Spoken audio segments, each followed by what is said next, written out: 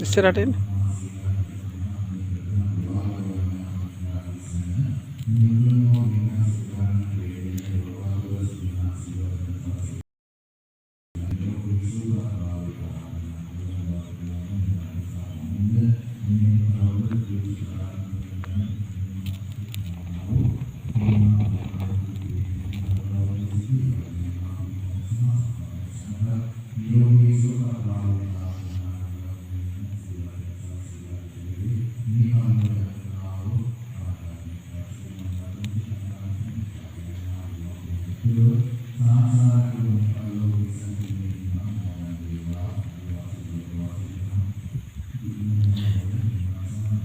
අද 17ද 17 ඈ